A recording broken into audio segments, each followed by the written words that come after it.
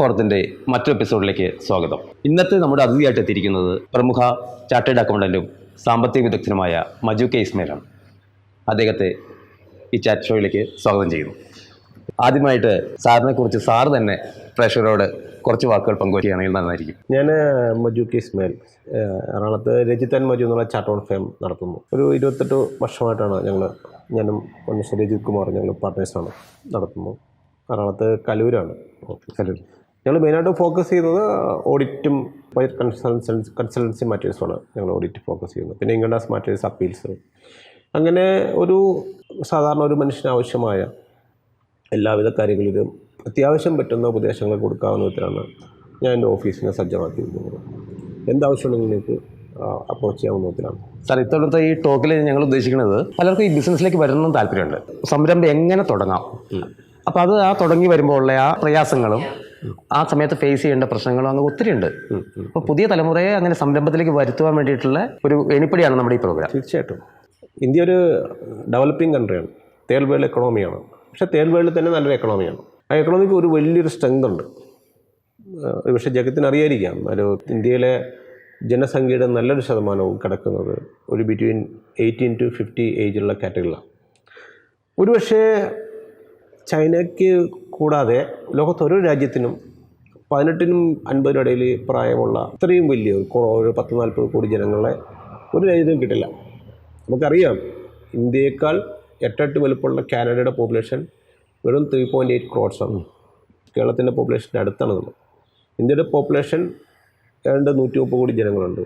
അതിനകത്തൊരു 40-50 കോടി ജനങ്ങളെങ്കിലും ഈ ഏജ് ഗ്യാപ്പിലുള്ളവരാണ്. കേരളത്തിലും വ്യത്യസ്തവുമല്ല. അവർക്ക് തീർച്ചയായിട്ടും അവരുടെ മനസ്സ് എപ്പോഴും ഫോക്കസ് ചെയ്യുന്നത് ബിസിനസ് ചെയ്യാൻ പറ്റുക, കൂടുതൽ പ്രോഫിറ്റ് ഉണ്ടാക്കുക, അതോടൊപ്പം തന്നെ അവരുടെ സാമ്പത്തിക അവസ്ഥ മെച്ചപ്പെടുത്തുക എന്നുള്ളത്. പലരും ബിസിനസ്സിലേക്ക് ഇറങ്ങിത്തിരിക്കുമ്പോൾ ഏറ്റവും വലിയ പ്രോബ്ലം കാണുന്നത് എന്താണെന്ന് വെച്ചാൽ, ഒന്നും പഠിച്ചിട്ടല്ല ഇറങ്ങുന്നത്. പഠിച്ചിട്ട് ഇറങ്ങിയാൽ മാത്രമേ ബിസിനസ് ചെയ്യാൻ പറ്റുള്ളൂ. അപ്പോൾ പല കാര്യങ്ങളുണ്ട് ബിസിനസ്സിൽ. നമ്മളൊരു ഷോപ്പ് തുടങ്ങുകയാണ്, ഒരു ടെക്സ്റ്റൈൽ ഷോപ്പ് തുടങ്ങുകയാണ്. ഷോപ്പ് അഡ്വാൻസ് കൊടുക്കുന്നു, ഷോപ്പ് വാങ്ങിക്കുന്നു, ഫർണിഷ് ചെയ്യുന്നു, മെറ്റീരിയൽ സ്റ്റോക്ക് ചെയ്യുന്നു, ഷട്ടർ തുറക്കുന്നു, ഓപ്പൺ ചെയ്യുന്നു, ആരെങ്കിലും നല്ലൊരു സെലിബ്രിറ്റി വരുന്നു. പക്ഷേ ബിസിനസ് ഇല്ല. അതെന്താണെന്ന് പഠിക്കണം ആദ്യം. ആരും വരുന്നില്ല എന്ന് പറയുമ്പോൾ ആര് വരുത്തുന്നു എന്നുള്ള ചോദ്യമുണ്ട്, എങ്ങനെ വരുത്തുന്നു എന്നുള്ള ചോദ്യമുണ്ട്. മാർക്കറ്റിംഗ് ടെക്നിക്സിനെ കുറിച്ച് അറിയുന്നില്ല. അപ്പോൾ അങ്ങനെ വരുമ്പോൾ ബിസിനസ് മുന്നോട്ട് പോകില്ല. അപ്പോൾ ബിസിനസ് നടത്താൻ ആഗ്രഹിക്കുന്ന ആൾ ആദ്യം ഒന്ന് സിസ്റ്റം പഠിക്കണം. പഴയ ടെക്നിക്സ് ആയിരിക്കില്ല ഇപ്പോഴത്തെ ടെക്നോളജി മാറും ഉറപ്പായിട്ടും. കാരണം നമ്മളുടെ ടെക്നോളജി മാറിയില്ലെങ്കിലും നമ്മുടെ കോമ്പറ്റീവ് ടെക്നോളജി മാറി. അയാൾക്ക് യൂട്യൂബും ഇൻസ്റ്റഗ്രാമും ഫേസ്ബുക്കൊക്കെ ആയിട്ട് ടെക്നോളജി മാറ്റിയപ്പോൾ അയാൾക്ക് ഫോളോവേഴ്സ് ഉണ്ടാക്കാനുള്ള മെത്തേഡ്സ് പഠിച്ചപ്പോൾ നമ്മുടെ ടെക്നോളജി പഴയ തന്നെയാണ്, പ്രിമിറ്റീവ് ടെക്നോളജിയാണ്. ന്യൂസ് പേപ്പറിൽ ആഡ് കൊടുക്കുക, ന്യൂസ് പേപ്പറിൽ നോട്ടീസ് കൊടുക്കുക, അത്യാവശ്യം ചിലപ്പോഴൊക്കെ എന്തെങ്കിലും സ്ക്രോ ഡിസ് കൊടുക്കുക. ഇതിൽ നമ്മുടെ ടെക്നോളജി ഒതുങ്ങി നിൽക്കുമ്പോൾ മറ്റേ ടെക്നോളജി മാറി. ടെക്നോളജിയുടെ ഒപ്പം നടക്കുന്നവരെ വിജയിക്കാൻ പറ്റുന്നുള്ളൂ. അവരെയാണ് നമ്മൾ ശ്രദ്ധിക്കപ്പെടുന്നതെന്ന് തോന്നുന്നു അല്ലേ? തീർച്ചയായിട്ടും. പിന്നെ അടുത്ത് വരുന്നത് വെച്ചാൽ ഈ മൂലധനം സമാഹരണം ഇല്ലേ, അതൊത്തിരി ഒരു പ്രശ്നമായിട്ട് എനിക്ക് തോന്നുന്നുണ്ട്. ക്യാപിറ്റൽ ഇൻവെസ്റ്റ്മെൻറ്റ് എന്നൊരു ബിസിനസ്സിൻ്റെ ഏറ്റവും അത്യാവശ്യ ഘടകമാണ്. പക്ഷേ സപ്പോസ് ഒരാളൊരു ബിസിനസ് ചെയ്യുകയാണെങ്കിൽ നമുക്ക് 5 കോടിക്കൊരു ബിസിനസ് ചെയ്യാം, അല്ലെങ്കിൽ 10 ലക്ഷത്തിന് ബിസിനസ് ചെയ്യാമെന്ന് ചിന്തിച്ചിട്ട് കാര്യമില്ല. അയാൾ ആദ്യം തന്നെ അതിൻ്റെ ബജറ്റ് ഉണ്ടാക്കണം. ബജറ്റ് എന്ന് പറഞ്ഞാൽ എന്താണ്? ജഗത്ത് പറഞ്ഞ ക്യാപിറ്റൽ ഇൻവെസ്റ്റ്മെൻറ്റിൻ്റെ ഓരോ പാർട്ടാണത്.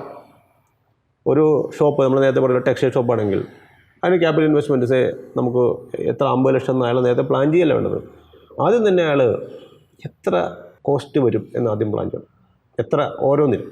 ഉദാഹരണത്തിന് റെൻ്റൽ ബിൽഡിംഗ് ആണെങ്കിൽ റെൻ്റ് അഡ്വാൻസ്, അതൊരു ഇൻവെസ്റ്റ്മെൻറ്റ്. പിന്നെ അതിന് വേണ്ടി എടുത്ത ഫർണിഷിങ് എക്സ്പെൻസസ്, അതൊരു ഇൻവെസ്റ്റ്മെൻറ്റ്. ജനറേറ്റർ വേണമെങ്കിൽ ജനറേറ്റർ, പിന്നെ ഇലക്ട്രിക്കൽ ഐറ്റംസ്, പിന്നെ അതിൻ്റെ മാനിക്കിൻസ്, ഡിസ്പ്ലേ ചെയ്യാനുള്ള മാനിക്കിൻസ്, ഇതെല്ലാം കോസ്റ്റാണ്. ഇതിനൊരു ബജറ്റ് അയാൾ പ്രിപ്പയർ ചെയ്തതിന് ശേഷം അയാൾക്ക് മനസ്സിലാവുന്നത് സപ്പോസ് 50 lakhs വരും, എൻ്റെ കയ്യിൽ ആകെ 20 lakhs ഉണ്ട്, ബാക്കി 30 lakhs അതെങ്ങനെ സമാഹരിക്കും? ബാങ്കിനെ അപ്രോച്ച് ചെയ്യും. കാരണം നമുക്ക് ഫണ്ട് ചെയ്യുന്ന ബാങ്കാണ്. ബാങ്കിന് നമ്മുടെ പ്രോഫിറ്റ് ചെയ്യുന്ന കുറച്ച് ഇൻട്രസ്റ്റ് കൊടുക്കുന്നു. എങ്കിൽ പോലും നമുക്ക് ലാഭകരമാണെങ്കിൽ നമ്മളത് പ്ലാൻ ചെയ്തിട്ട് ആ ഒരു ബജറ്റിംഗ് ഉണ്ടാക്കും ഫസ്റ്റ്. അപ്പോൾ ആ ബജറ്റ് ഉണ്ടാക്കുന്നത് ശ്രമകരമായ ജോലിയാണ്. സാധാരണ ഒരു ബിസിനസ്സുകാരൻ ഇതൊന്നും ഈ കാര്യങ്ങൾ ശ്രമകരമായിട്ട് കാണാതെ അയാൾ തുടങ്ങി വിൽക്കുന്ന ഫിനിഷ് ചെയ്യുന്നവരെ അയാൾ ഇൻവെസ്റ്റ് ചെയ്യുന്നു. അയാൾക്കൊരു പ്ലാനിങ്ങും ഇല്ല. അയാളുടെ ക്യാപിറ്റലിലേക്ക് എത്ര പോയി, മറ്റേ മെറ്റീരിയലിലേക്ക് എത്ര പോയി എന്നൊക്കെ അറിയില്ല. അപ്പോൾ ജഗത്ത് നേരത്തെ ചോദിച്ച പോലെ ക്യാപിറ്റൽ ഇൻവെസ്റ്റ്മെൻറ്റ് 2 ഘടകമുണ്ട്. ഒരു ഫിക്സഡ് പാർട്ടുണ്ട്, ഒരു വർക്കിംഗ് പാർട്ടുണ്ട്. ഫിക്സഡ് പാർട്ട് എന്ന് പറഞ്ഞാൽ നമ്മൾ നേരത്തെ പറഞ്ഞ പോലെ റെൻ്റ് അഡ്വാൻസ്, ഫർണിഷിങ്, ഇതെല്ലാം ഫിക്സഡ് പാർട്ടാണ്. പിന്നെ അതിന് ഇൻറ്റീരിയർ ഫർണിഷിങ് എല്ലാം. വർക്കിംഗ് ക്യാപിറ്റൽ അതെന്താണെന്ന് ജഗത്തിന് അറിയാമല്ലോ, മെറ്റീരിയൽ സോഴ്സ് ചെയ്യാന്നുള്ളൂ. ആ വർക്കിംഗ് ക്യാപിറ്റൽ പാർട്ടും കൂടി ആൾ കറക്റ്റായിട്ട് മാനേജ് ചെയ്താൽ മാത്രമേ ആ ബിസിനസ് നന്നായിട്ട് പോകും. പലർക്കും പാളിച്ച വരുന്നത് ആ രണ്ടാമത്തെ പാർട്ടിലാണ്. വർക്കിംഗ് പാർട്ടിലാണ് അധികം പ്രശ്നം ഉണ്ടാകുന്നത്. അതെന്താണെന്ന് പറഞ്ഞാൽ ആദ്യം ഫിക്സഡ് അസറ്റ് ശരിയാക്കും. അതെല്ലാം ശരിയാക്കില്ല അയാൾ ശ്രമകരമായ ജോലിയിൽ ശ്രമിച്ച് കിടന്നുള്ളത് വാങ്ങിച്ച് ചെയ്യും. വർക്കിംഗ് ക്യാപിറ്റൽ സമയത്ത് അത് പിന്നെ വരാം ശരിയാക്കുന്നത്. ആദ്യം കടം വാങ്ങിക്കാം, പക്ഷെ അത് പറ്റില്ല. ആ കടത്തിലാണ് സംഭവം എല്ലാം പിന്നെ താഴത്ത് പേയ്മെൻറ്റ് ക്രൈസിസ് വരും. കാരണം വർക്കിംഗ് ക്യാപിറ്റലിന് ആദ്യം ഫണ്ടില്ലെങ്കിൽ നമ്മൾ എന്ത് ചെയ്യും, മെറ്റീരിയൽ കടം വാങ്ങിക്കും. മെറ്റീരിയൽ കടം വാങ്ങിക്കുകയും ചെയ്യും, സെയിൽ ഉണ്ടായി വരുമെന്നില്ല. കാരണം സെയിൽ മാർക്കറ്റിംഗ് സ്ട്രാറ്റജി ഇല്ല, മെറ്റീരിയൽ റോൾ ചെയ്യില്ല. റോളിംഗ് ഫണ്ടായിട്ടാണ് വർക്കിംഗ് ക്യാപിറ്റൽ വർക്ക് ചെയ്യേണ്ടത്. ഞാനിപ്പോൾ ഒരു 10 ലക്ഷം മെറ്റീരിയൽ വാങ്ങിച്ചു, ഒരു മാസം 10 ലക്ഷം സെയിൽ ഉണ്ടെന്നു, 10 ലക്ഷം തിരിച്ചു കൊടുത്തു. നമ്മുടെ സപ്ലയർ വീണ്ടും 10 ലക്ഷം സാധനം തരും, അത് 12 തരും. 12 കൊടുക്കുന്നു, തിരിച്ച് മറ്റേ 15 മെറ്റീരിയൽ ഇടുന്നു. ഈ സർക്കിളിൽ നമുക്ക് പ്രോഫിറ്റ് ജനറേറ്റ് ചെയ്യും. നമ്മുടെ ലൈവ്ലിഹുഡിനുള്ള പ്രോഫിറ്റും ഒക്കെ ആയിട്ട് ഈ ബാങ്ക് EMIക്കുള്ള പ്രോഫിറ്റ് കിട്ടും. ഇതിങ്ങനെ മാനേജ് ചെയ്യാൻ അയാൾക്ക് പറ്റുന്നില്ലെങ്കിൽ ഈ വർക്കിംഗ് ക്യാപിറ്റൽ ഡെഫിസിറ്റ് ഉണ്ടാവും. അതിനുവേണ്ടി അയാൾ ആദ്യം ചെയ്യേണ്ടത്, വർക്കിംഗ് ക്യാപിറ്റൽ എന്ന് പറയുമ്പോൾ ജഗത്ത് അല്ലെങ്കിൽ ഞാനൊരു ബിസിനസ് ചെയ്യുകയാണെങ്കിൽ വർക്കിംഗ് ക്യാപിറ്റലിൽ ഏറ്റവും അത്യാവശ്യം വേണ്ടത് ടോട്ടൽ വർക്കിംഗ് ക്യാപിറ്റൽ എത്ര വേണം, ടോട്ടൽ സ്റ്റോക്ക് എത്ര വേണം. ആ സ്റ്റോക്ക് വേണ്ടത് മെയിനായിട്ട് സ്റ്റോക്ക് എന്ന് മാത്രം ഞാൻ പറഞ്ഞാൽ ശരിയാവില്ല. ഒരു വർക്കിംഗ് ക്യാപിറ്റലിൻ്റെ ശരിക്കും ഡെഫിനിഷൻ എന്ന് പറഞ്ഞാൽ സ്റ്റോക്ക് പ്ലസ് ഡെപ്റ്റേഴ്സ് കിട്ടാനുള്ളവരും, സ്റ്റോക്കും കിട്ടാനുള്ളവരും പ്ലസ് നമ്മുടെ കയ്യിലുള്ള ക്യാഷ് ബാലൻസും ചേർത്തിട്ട് അത് 3 കൂട്ടിയിട്ട് ക്രെഡിറ്റേഴ്സ് പേബിൾസ് കുറച്ച് കഴിഞ്ഞാൽ അതാണ് ശരിക്കും നമ്മുടെ വർക്കിംഗ് ക്യാപിറ്റൽ. ഈ വർക്കിംഗ് ക്യാപിറ്റലിൻ്റെ ആക്ച്വൽ വർക്കിംഗ് ക്യാപിറ്റൽ എത്രയാണ് വർക്കൗട്ട് ചെയ്തത് അതിൻ്റെ 25% നമ്മളുടെ ഫണ്ടാണ്. മാക്സിമം ആയാൽ 75% ബാങ്കിൽ നിന്ന് ഫണ്ട് എടുക്കാൻ പറ്റും. ആ വർക്കിംഗ് ക്യാപിറ്റൽ കൺസെപ്റ്റ് അതാണ്. അതിനകത്ത് ഒത്തിരി കൺസെപ്റ്റ് ഉണ്ട്. നമ്മൾ ശരിക്കും നമ്മളൊരു കുറച്ച് നാളത്തേക്കുള്ള ഫണ്ട് നമ്മൾ മനസ്സിൽ വച്ചുകൊണ്ട് വേണം ഇത് പ്രിപ്പയർ ചെയ്യാൻ അല്ലേ? തീർച്ചയായിട്ടും. കാരണം സാലറി അതെല്ലാം എനിക്ക് വരുന്നില്ലേ? തീർച്ചയായിട്ടും. സാലറിയൊക്കെ നമ്മുടെ പ്രോഫിറ്റിൽ നിന്ന് പോകേണ്ടതായിട്ട് നമ്മൾ ആദ്യം പ്ലാൻ ചെയ്യണം. അപ്പോൾ നമ്മൾ ശരിക്കും പറഞ്ഞാൽ സാലറി വേണം, സാലറി, റെൻറ്റ്, മറ്റുള്ള LCD എല്ലാം പ്രോഫിറ്റിൽ നിന്ന് പോകുന്നതിൽ പ്ലാൻ ചെയ്യണം. അതാണ് ബിസിനസ് വേണ്ടത്. അപ്പോൾ ആദ്യത്തെ ബിസിനസ് തുടങ്ങുന്ന ആളൊരു 6 മാസത്തേക്ക് ചിലപ്പോൾ ആ വർക്കിംഗ് ക്യാപിറ്റലിൽ ശരിക്കും പറഞ്ഞാൽ പ്രോഫിറ്റ് ജനറേറ്റ് ചെയ്യില്ല എന്ന് വിചാരിച്ചാൽ സാലറിയും മറ്റുള്ള എക്സ്പെൻസൊക്കെ നമ്മുടെ ഒരു ക്യാപിറ്റൽ ഇൻവെസ്റ്റ്മെൻറ്റ് പാർട്ടായിട്ട് മാറും. അത് കഴിഞ്ഞ് ട്രേഡിംഗ് ബിസിനസ്സൊക്കെ ആകുമ്പോൾ 6 മാസം കഴിഞ്ഞാൽ പിന്നെ പ്രോഫിറ്റ് ജനറേറ്റ് ചെയ്യണം. അത് പതുക്കെ പ്രോഫിറ്റിൽ നിന്ന് നമ്മുടെ റണ്ണിങ് എക്സ്പെൻസ് എല്ലാം മെയിൻ ചെയ്യും. അപ്പോൾ ശരിക്കും പറഞ്ഞാൽ സെയിൽസിനോളം തന്നെ പ്രാധാന്യം ഈ അക്കൗണ്ടിങ്ങിനും വരുന്നുണ്ട്. കാരണം അക്കൗണ്ടിങ്ങിലാണല്ലോ ഇതെല്ലാം ഈ കാൽക്കുലേഷൻ മൊത്തം കിടക്കുന്നത്. അപ്പോൾ ഈ CA ചാർട്ടേഡ് അക്കൗണ്ടൻറ്റിൻ്റെ ആ ഒരു കർത്തവ്യം, അങ്ങനെ ഒരു വ്യൂവും കൂടെ സാർ പറയുകയാണെങ്കിൽ നല്ലതായിരിക്കും. ഓക്കെ. അപ്പം അക്കൗണ്ടിങ്ങിന് ചോദിച്ചപ്പോൾ എനിക്ക് ഇൻട്രസ്റ്റ് ഉള്ള സബ്ജക്റ്റാണ്. അല്ല, അതുകൊണ്ടാണ് ഞാൻ അതിലേക്ക് വന്നത്. കാരണം ബാക്കി പറഞ്ഞു കഴിയുമ്പോഴത്തേക്കിനൊക്കെ കൂടുതൽ ഇൻട്രസ്റ്റ് ഉണ്ട്. കാരണം അക്കൗണ്ടിങ്ങിൽ തന്നെ പറയാം, നമ്മുടെ ഏറ്റവും വലിയ പ്രോബ്ലം ഞാൻ കാണുന്നത് ഈ അക്കൗണ്ടിങ്ങിനെ കുറിച്ച് നമ്മുടെ ബിസിനസ് ആൾക്കാർ അത്രയും കോഷ്യസ് അല്ല. എന്താണെന്ന് വെച്ചാൽ, സാറേ എനിക്കിതിനെക്കുറിച്ചൊന്നും അറിയില്ല, അക്കൗണ്ടിങ് ആ ഭാഗം എന്നെ ചോദിക്കരുത്, അതിനെക്കുറിച്ച് എനിക്ക് അത് നമ്മുടെ അക്കൗണ്ടൻറ്റ് എന്ന് പറയുമ്പോഴത്തേക്കും അയാളാണ് നോക്കണത്, ഞാൻ ഇതിനെക്കുറിച്ച് ശ്രദ്ധിക്കാനേ പാടില്ല എന്ന് പറയുന്നൊരു ബിസിനസ് കമ്മ്യൂണിറ്റി വേണമെങ്കിൽ കണ്ടെത്താൻ പറ്റും. നമ്മുടെ ചെറിയ നാട്ടിൽ തൊട്ട് വലിയ വലിയ ബിസിനസ് സ്ഥാപനങ്ങൾ പോലും അക്കൗണ്ടിങ്ങിനെ കുറിച്ചേ ഞാൻ അറിയുന്നില്ല എന്ന് അറിയേണ്ട ആവശ്യം ചിന്തിക്കുന്നത് അത് തെറ്റാണ്. മിനിമം അക്കൗണ്ടിങ്ങെങ്കിലും അയാൾ പഠിക്കണം. അക്കൗണ്ടൻ്റ് ഉണ്ടാവും, അക്കൗണ്ടിനോട് നമുക്ക് എല്ലാ ദിവസവും ചോദിക്കാവുന്ന ചില ചോദ്യങ്ങളുണ്ടാവും. ഇതെന്തെന്ന് ചോദിക്കാം. അപ്പോൾ സ്വാഭാവികമായിട്ട് അക്കൗണ്ടിങ് കൺസെപ്റ്റ് കുറേയൊക്കെ നമുക്ക് ഡെവലപ്പ് ചെയ്യുന്നത് നമ്മുടെ കഴിവ് കൂടിയാണ്. പിന്നെ ചാർട്ട് കൊണ്ട് എന്ത് ചെയ്യാൻ പറ്റും? നേരത്തെ പറഞ്ഞ പോലെ അക്കൗണ്ടിങ്ങിന് മാത്രമല്ല ചാർട്ട് ചെയ്യാൻ പറ്റുന്നത്. ആ ബിസിനസ് സ്റ്റാർട്ട് ചെയ്യുമ്പോൾ തന്നെ ചാർട്ട് കൊണ്ട് കുറേ റോളുണ്ട്. എങ്ങനെയൊക്കെ ബിസിനസ് ചെയ്യണം എന്നൊക്കെ പ്ലാൻ ചെയ്യുന്നത് തൊട്ട് അക്കൗണ്ടിങ് എങ്ങനെ മെയിൻറ്റെയിൻ ചെയ്യുന്നവരെ ആ ചാർട്ട് കൊണ്ട് റോളുണ്ട്. കൃത്യമായ വരവും കൃത്യമായ ചെലവും ഡെയിലി എഴുതി വെച്ച് അത് കൃത്യമായ ക്യാഷ് ടാലിയാക്കി എന്നും വൈകിട്ട് ഷോപ്പ് അടച്ച് പോകുന്ന ഒരു ബിസിനസ്സുകാരനെ സംഭവം അയാൾ ബിസിനസ് ഒരു കാരണവശാലും ലോസിലേക്ക് പോകില്ല.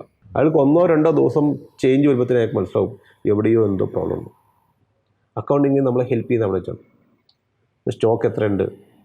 ഒരു ബിസിനസ്സുകാരൻ ചെയ്തിട്ട് അക്കൗണ്ടിങ് ചെയ്യുന്നു, അയാളത് സ്റ്റോക്ക് ഒന്ന് ഓവറോൾ ചെക്ക് ചെയ്യുന്നു, എല്ലാം കറക്റ്റാണെന്ന് നോക്കുന്നു, കൺഫേം ചെയ്യുന്നു, അയാൾ സ്റ്റാഫുമായിട്ടുള്ള റിലേഷൻഷിപ്പ് നന്നായിട്ടുണ്ടെന്ന് വിചാരിക്കും. അയാളുടെ ബിസിനസ് പതുക്കെ ഡെവലപ്പ് ചെയ്യും, ഓൺലൈൻ ബിസിനസ് കയറും. അയാൾ ശ്രദ്ധിക്കേണ്ടത് എന്താണ്? വോളിയം ബിസിനസ് മാക്സിമൈസ് ചെയ്യുക. അക്കൗണ്ടിങ് മാത്രം നോക്കുന്നതിൽ കൂടി കിട്ടുന്ന ബെനിഫിറ്റ് വോളിയം ബിസിനസ് കയറുന്നുണ്ടോ?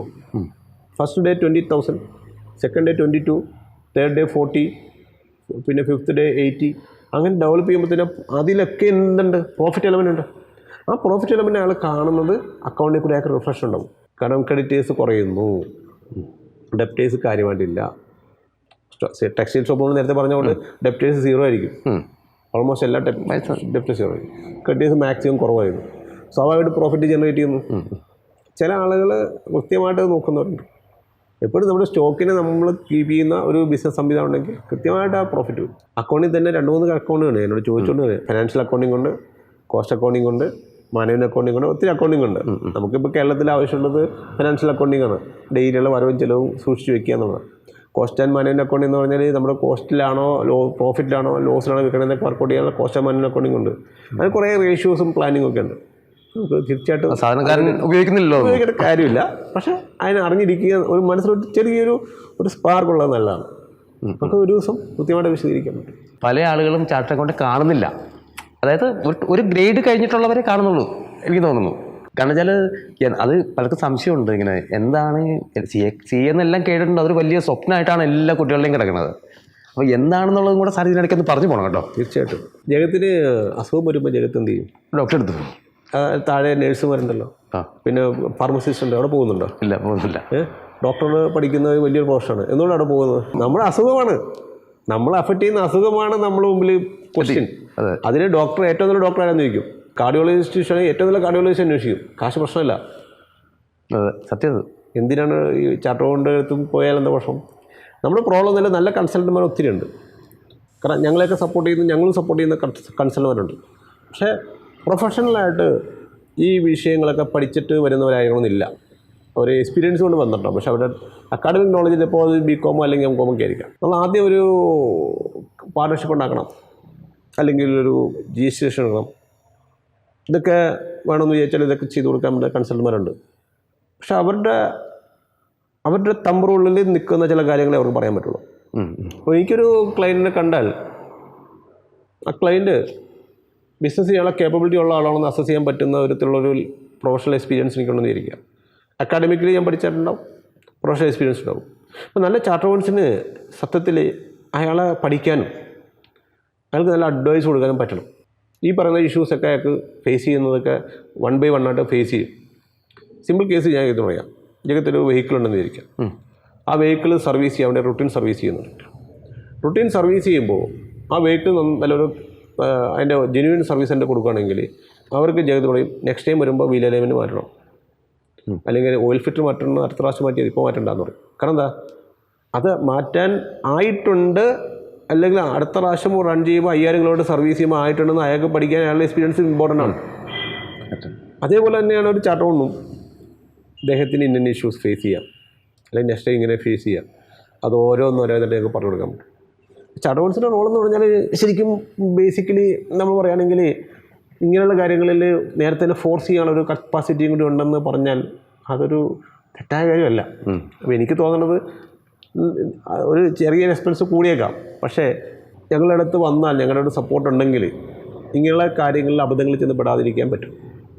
അതായത് ഒരു അഡ്വൈസർ എന്നുള്ള സ്റ്റൈലിലും അതുകൂടാതെ കണക്കുകളെല്ലാം ഫുള്ളായിട്ട് ഒരു മേൽനോട്ടമുണ്ടാവുമല്ലോ. ശരിക്കും പറഞ്ഞാൽ ഈ കണക്കുകൾ ഒരു സബ്ജക്റ്റാണ്. കണക്ക് ചെയ്യണം, ഓഡിറ്റ് ചെയ്യണം. പക്ഷേ അതിനൊപ്പം തന്നെ ഒരു അഡ്വൈസർ വേണ്ടേ? ഇപ്പോൾ ജഗത്തൊരു ബിസിനസ്സുകാരാണെങ്കിൽ ജഗത്തിൻ്റെ ഓഫീസ് ജഗത്തിൻ്റെ മാനുഫാക്ചറിങ് എൻറ്റിറ്റിയാണ്. ജഗത്തിൻ്റെ സെക്കൻഡ് ഓഫീസ് എന്ന് പറഞ്ഞാൽ CA ഓഫീസായിരിക്കണം. എന്തെങ്കിലും ഉണ്ടെങ്കിൽ നേരെ ഒന്ന് വിളിക്കുമ്പോൾ അവിടെ ഉണ്ട്, ഡാറ്റ ഉണ്ടെന്ന് പറയാൻ പറ്റുന്നൊരു ഓഫീസ്, അത് സെക്കൻഡ് ഓഫീസായിട്ട് മാറണം. ജഗത്തിന് പീസ് എടുക്കാൻ തുടങ്ങാൻ പറ്റണം. അപ്പോൾ അങ്ങനെ ഒരു സെക്കൻഡ് ഓഫീസായിട്ട് മാറുമ്പോൾ അക്കൗണ്ട്സൊക്കെ അതിനകത്ത് സേഫ് ആയിരിക്കും. അപ്പോൾ അക്കൗണ്ടൻ്റായിട്ട് നമുക്കിപ്പോൾ ജഗത്തിനൊരു സ്ഥാപനം ഉണ്ടെങ്കിൽ തീർച്ചയായിട്ടും എൻ്റെ ഒരു അഡ്വൈസ് അനുസരിച്ച് നല്ലൊരു അക്കൗണ്ടൻ്റ് അവിടെ വേണം. ജഗത്തിനും ചാർട്ടർ ഇടയിൽ ഒരു ലിങ്കായിട്ടുണ്ടോ, ജഗത്തിനും ബിസിനസ് ഇടയിൽ ലിങ്കായിട്ട് അക്കൗണ്ട് വേണം, ഡിപ്പെൻഡബിളുള്ള അക്കൗണ്ട് വേണം. അതോടൊപ്പം തന്നെ അയാൾക്ക് ഒരുപക്ഷെ ജഗത്തിനോട് പറയാൻ പറ്റാത്ത ചിലവർ എന്നോട് സംസാരിക്കാൻ പറ്റും. സാറേ അത് ശരിയല്ല കേട്ടോ പോക്ക്, സാറേ ഇന്ന ഇഷ്യൂസ് ഉണ്ട്, സാറേ ചെറിയ ഫണ്ട് ഡൈവേർഷൻ ഉണ്ട്, സാറൊന്ന് പറയണം. അപ്പം ഞാൻ ആദ്യം ജഗത്തിനെ വിളിക്കും. ജഗത്ത് ഞാൻ ടാലി ഒന്ന് നോക്കിയായിരുന്നു, ഇന്ന ഇഷ്യൂസ് അക്കൗണ്ട്സ് നോക്കി, ചില ഇഷ്യൂസ് ഉണ്ടല്ലോ, ഞാൻ വിഡ്രോ ചെയ്ത്, സാറേ ഞാനൊരു വണ്ടി വാങ്ങിക്കാൻ വേണ്ടി പൈസ എടുത്തതാണ്, ജഗത്തി അതിന് ഫൈനാൻസ് പോയാൽ പോരെ, വർക്ക് ചെയ്യാൻ പറ്റുന്ന അഫക്റ്റ് ചെയ്യില്ലേ? വർക്ക് ചെയ്യാൻ പറ്റിയ അഫക്റ്റ് ചെയ്താൽ എന്താ ബുദ്ധിമുട്ട്? ഇനിയിപ്പോൾ എന്ത് ചെയ്യുന്നു സാറേ? റീഫൈനാൻസ് വല്ലതും ചെയ്യിപ്പിക്കാം, ബാങ്കിനോട് സംസാരിക്കാം. നമ്മൾ അങ്ങനെ അതിന് മാനേജ് ചെയ്യാൻ പറ്റും. അതിന് പറ്റുന്ന ഒരു കേപ്പബിൾ ആയിട്ടുള്ള അക്കൗണ്ടൻ്റ് ഉണ്ടെങ്കിൽ പ്രസ്ഥാനം വിജയിക്കും. ജഗത്ത് വിജയിക്കും. പ്രസ്ഥാനവും ജഗത്ത് വിജയിക്കും. നമ്മുടെ പീസ് ഓഫ് മൈൻഡ് ഉണ്ടാവും. സാർ നമുക്കൊന്ന് നമ്മൾ പറഞ്ഞു നിർത്തിയിടത്തേക്ക് പോകാം. ഇപ്പോൾ ഒരു ബാങ്കിൻ്റെ ഒരു ആദ്യം പ്രൊജക്റ്റിന് ആ സമയത്താണ് നമ്മൾ CA യിലേക്ക് വന്നു. CA പറ്റി നമ്മൾ സംസാരിച്ച് പോയത്. പിന്നെ അവിടെ നിന്ന് ആ പ്രൊജക്റ്റിൽ ഉണ്ടാക്കുന്നു. അപ്പോൾ ബാങ്ക് നമ്മളെ കാണുമ്പോൾ ബാങ്ക് അസസ് ചെയ്ത് പോയി നമ്മുടെ ഫണ്ടിങ് പ്ലാൻ ചെയ്യും. ബാങ്ക് പോയിട്ട് ഇപ്പോൾ ഉണ്ടാക്കി തരാൻ പറയും. ഒബ്വിയസ്ലി നിങ്ങൾ ചാർട്ടേൺ അപ്രോച്ച് ചെയ്യും, അല്ലെങ്കിൽ കൺസൾട്ടൻ്റ് അപ്രോച്ച് ചെയ്യും. ചാർട്ടേൺ അപ്രോച്ച് ചെയ്യാമെന്ന് വിചാരിക്കുക, സങ്കല്പിക്കുക. ചാർട്ടേൺ പോയിട്ട് പഠിക്കും, ഇരിക്കൂ, സംസാരിക്കാം, എന്തൊക്കെയാണ് വേണ്ടത്, എന്തൊക്കെയാണ് നിങ്ങളുടെ റിക്വയർമെൻറ്റ്. ഓക്കെ, അപ്പോൾ ചിലപ്പോൾ ആദ്യം ഞാൻ ചോദിച്ചത് ഫീസിബിളാണെന്ന് എന്നെ കൺവിൻസ് ചെയ്യുക എന്നുള്ളത് ജഗത്തിൻ്റെ ടാർഗറ്റാണ്. ഓക്കെ, ഞാൻ മനസ്സിലാക്കുന്നത് ഫീസിബിൾ. അപ്പോൾ പോയിട്ട് പോകുന്ന കൊട്ടേഷൻസ് കാര്യങ്ങൾ. അപ്പോൾ എനിക്ക് വേണ്ടത് എന്തൊക്കെയാണ്? ഇൻറ്റീരിയർ എത്ര രൂപ? ഓക്കെ, 6 ലക്ഷം രൂപ. ഓക്കെ, കൊട്ടേഷൻസും വേണ്ട. പിന്നെ മെഷീൻസ് വല്ലതുള്ള പ്രോജക്റ്റ് ആണെങ്കിൽ മെഷീൻസിൻ്റെ കൊട്ടേഷൻസ് എടുക്കും. കൊട്ടേഷൻസ് തരുന്നു, മെഷീൻ കൊട്ടേഷൻസ്, ഇൻറ്റീരിയേഴ്സ്, മറ്റുള്ള പോയിട്ട് ഇപ്പോൾ സാധനങ്ങൾ തന്നാൽ ഞാൻ പോയിട്ട് ഉണ്ടാക്കിയിട്ട് ഞാൻ അതിനകത്ത്. അപ്പോഴാണ് ഞാൻ ജഗത്ത് ഇതിനകത്ത് എൻറ്റിറ്റി ഇല്ലല്ലോ, സ്ഥാപനത്തിന് എൻറ്റിറ്റി ഇല്ലല്ലോ. ജഗത്തിനോട് ഞാൻ ചോദ്യം ചോദിക്കും, ജഗത്ത് എങ്ങനെ തുടങ്ങാൻ പോകണം? ഞാനും എൻ്റെ ഒരു കൂട്ടുകാരനുണ്ട്. ഓക്കെ, എന്നാൽ പിന്നെ അതിനകത്ത് എൻറ്റിറ്റി വേണ്ടേ? ഞാൻ ഒറ്റക്കാന്ന് പറഞ്ഞാൽ പറയും പ്രൊപ്പർട്ടി കൺസേൺ മതിയോ ജഗത്തേന്ന് ചോദിക്കും. പറ്റി മതി. അപ്പോൾ ഇൻഡിപെൻഡൻറ്റ് ബിസിനസ്. ഓക്കെ, കുഴപ്പം. ഞാനൊരു കൂട്ടുകാരൻ പ്രതി അത് ജഗത്തെ. അപ്പോൾ കൂട്ടുകാരും ഉണ്ടെങ്കിൽ അത് അവരും രണ്ടുപേരും വിശ്വാസം നടക്കണ്ടേ? ലീഗലായിട്ട് അതിനെ ലീഗലൈസ് ചെയ്യണ്ടേ? അതിനൊരു കൺസെപ്റ്റ് ഉണ്ടെന്ന് ഞാൻ പറയും. അപ്പോൾ എന്തൊക്കെയാണ് മനസ്സിലായി? നമ്മൾ പാർട്ണർഷിപ്പ് ബിസിനസ്, പാർട്ണർഷിപ്പ് ആക്കാം, അല്ലെങ്കിൽ അത് പ്രൈവറ്റ് ലിമിറ്റഡ് ആക്കാം. ഏതെങ്കിലും ഒരു കോൺസ്റ്റിറ്റ്യൂഷൻ വേണം. ഇപ്പോൾ റീസെൻ്റായിട്ട് എനിക്കൊരു അനുഭവം ഉണ്ടായി. പോട്ട് ഒരു ഇൻഡസ്ട്രിയാണ്, മാനുഫാക്ചറിങ് ഇൻഡസ്ട്രിയാണ്. പോട്ട് ഉണ്ടാക്കുന്നു. ഞാൻ പോട്ട് അല്ല വേണ്ടത്. അല്ല സാർ, അത് ആദ്യം ബാങ്കോട്ടും പോട്ട് അല്ല ഞാൻ വേണ്ടത്, നിങ്ങൾക്കൊരു എൻറ്റിറ്റി വേണ്ടേ? അപ്പോൾ ഞാനത് പ്രൈവറ്റ് ലിമിറ്റഡ് കമ്പനി ആക്കി. അപ്പോൾ എൻറ്റിറ്റി ഇല്ലാതെയാണ് അവർ പോട്ട് ഉണ്ടാക്കാൻ എൻ്റെ അടുത്ത് അപ്രോച്ച്. അപ്പോൾ അത് ഞാൻ പറഞ്ഞു അതങ്ങനെ വർക്കൗട്ട് ആവില്ല. അപ്പോൾ പിന്നെ കമ്പനി പ്രൈവറ്റ് ലിമിറ്റഡ് കമ്പനി ആക്കിയപ്പോഴത്തേക്കും കുറേ ഇഷ്യൂസ് പിന്നെ ഞാൻ ഫേസ് ചെയ്തു. എന്തൊക്കെയാണ് ഞാൻ വഴിയെ പറയാം. അപ്പോൾ ഞാൻ ജഗത്തിൻ്റെ അടുത്ത് അപ്രോച്ച് ചെയ്യുമ്പോൾ ജഗത്തിനോട് ഞാൻ പറയും പ്രൈവറ്റ് ലിമിറ്റഡോ പാർട്ണർഷിപ്പോ എന്തെങ്കിലും വേണം. കാരണം ഇത് മോർ ദാൻ ഒരാളിൽ കൂടുതൽ ബിസിനസ് ചെയ്യുമ്പോൾ വേണം. അപ്പോൾ എൻ്റെ അടുത്ത് സജഷൻ വരുന്നു. ഞാൻ എൻ്റെ പ്രോസ് ആൻഡ് കോൺസ് പറയുന്നു. എന്താണ് പാർട്ണർഷിപ്പ്, എന്താണ് പ്രൈവറ്റ് ലിമിറ്റഡ് എന്ന് ഞാൻ പറയുന്നു. അതൊക്കെ ശേഷം ജഗത്ത് പറയുന്നു സാർ നമുക്ക് പാർട്ണർഷിപ്പ് മതി, അല്ലെങ്കിൽ പ്രൈവറ്റ് ലിമിറ്റഡ് വേണം എന്ന് പറയുമ്പോൾ അക്സെപ്റ്റ് ചെയ്യുന്നു. ഓക്കെ, ജഗത്തിൻ്റെ ഡിസിഷൻ കുഴപ്പമില്ല എന്ന് ഞാനും അക്സെപ്റ്റ് ചെയ്യുന്നു. അങ്ങനെ ആ എൻറ്റിറ്റി ഉണ്ടാക്കി. സബ്സിക്വൻ്റായിട്ട് നമ്മളതിനകത്തുള്ള ലീഗലായിട്ടുള്ള ഫോർമാലിറ്റീസ്, അതിൻ്റെ പാൻ ആപ്ലിക്കേഷൻ, പാൻ കാർഡ് ഉണ്ടാക്കണം, പിന്നെ അതിന് GST രജിസ്ട്രേഷൻ വേണം. പിന്നെ ജഗത്ത് അതിനകത്ത് പഞ്ചായത്തോ കോർപ്പറേഷൻ എന്താണെന്ന് വെച്ചാൽ നോക്കിയിട്ട് അതിനകത്ത് അതിൻ്റെ ലോക്കൽ ബോഡി രജിസ്ട്രേഷൻ വേണം, അതൊക്കെ എടുക്കാം, ലൈസൻസ് എടുക്കുക. ഇതെല്ലാം കഴിഞ്ഞിട്ട് അപ്പോൾ അതിനൊപ്പം തന്നെ എൻ്റെ പോയിട്ട് ബോർഡ് ഉണ്ടാവും. ഞാൻ ബാങ്കിൻ്റെ പോയിട്ട് ബോർഡ് കൊടുക്കും. ബാങ്ക് അത് പഠിക്കും. ബാങ്കിൻ്റെ സെക്യൂരിറ്റി വൈസ് നോക്കും. ബാങ്ക് അപ്രൂവ് ചെയ്ത് കഴിഞ്ഞാൽ ജഗത്തിന് ഓട്ടോമാറ്റിക്കായിട്ട് ജഗത്തിന് വർക്ക് സ്റ്റാർട്ട് ചെയ്യാം. ബാങ്ക് ലോൺ കിട്ടുന്ന ഉറപ്പിന് വർക്ക് സ്റ്റാർട്ട് ചെയ്യാം. ചിലർ ബാങ്ക് ലോൺ കിട്ടിയില്ലെങ്കിൽ വർക്ക് സ്റ്റാർട്ട് ചെയ്യും ഒരു ധൈര്യത്തിൽ. രണ്ടും നമുക്ക് പറയാം, അത് ഒരു കേസ് ടു കേസ് മാർക്ക് കൊണ്ടിരിക്കും. സപ്പോസ് ബാങ്ക് ലോൺ കിട്ടിയിട്ട് വർക്ക് സ്റ്റാർട്ട് ചെയ്യുന്നു, പോയിട്ട് ഇംപ്ലിമെൻറ്റ് ചെയ്യുന്നു. ബാങ്ക് ആദ്യം ടേം ലോൺ തരും. ബാങ്ക് പറയും നിങ്ങളുടെ വർക്ക് നോക്കിയിട്ട് ഞാൻ കുറച്ച് ടേം ലോൺ തരാം, നിങ്ങൾക്ക് ഇൻറ്റീരിയറിന് കുറച്ച് ടേം ലോൺ ആവശ്യമുണ്ട് തരാം. പിന്നെ സ്റ്റോക്കാണ് അത്യാവശ്യം, ബിസിനസ് ട്രേഡിങ്ങൾ ടേം ലോൺ തരാം, വർക്കിംഗ് ക്യാപിറ്റൽ ലോൺ തരാം. ടേം ലോൺ എടുത്തിട്ട് വർക്ക് കംപ്ലീറ്റ് ചെയ്യുന്നു. ബിസിനസ് സ്റ്റാർട്ട് ചെയ്യാൻ വേണ്ടിയിട്ട് വർക്കിംഗ് ക്യാപിറ്റൽ ലോൺ വാങ്ങിയിട്ട് മെറ്റീരിയൽ പർച്ചേസ് ചെയ്യുന്നു. ആ മെറ്റീരിയൽ ക്രെഡിറ്റ് പർച്ചേസും ക്യാഷ് പർച്ചേസും ഉണ്ടാവും. വർക്കിംഗ് ക്യാപിറ്റൽ ലോൺ ഉപയോഗിച്ചിട്ട് ക്യാഷ് പർച്ചേസും, പിന്നെ നമ്മളുടെ ഒരു ക്രെഡിബിലിറ്റിയും എക്സ്പീരിയൻസും, പിന്നെ ഈ കുറച്ച് ക്യാഷ് പർച്ചേസ് നടത്തിയതിൻ്റെ പേരിൽ കുറച്ച് ക്രെഡിറ്റിൽ പർച്ചേസ് സമ്മതിക്കും. അതെല്ലാം കൂടി ചേർത്തിട്ട് ആ ബിസിനസ് റൺ ചെയ്യും. ഇന്ന് നമ്മൾ സംസാരിച്ചത് ഒരു ബിസിനസ് എങ്ങനെ സ്റ്റാർട്ട് ചെയ്യാമെന്നാണ്. ഇനി ഈ ബിസിനസ്സിനെ എങ്ങനെ വളർത്തിക്കൊണ്ട് പോകാം എന്നതിനെക്കുറിച്ച് നമുക്ക് അടുത്ത എപ്പിസോഡിൽ ചർച്ച ചെയ്യാം.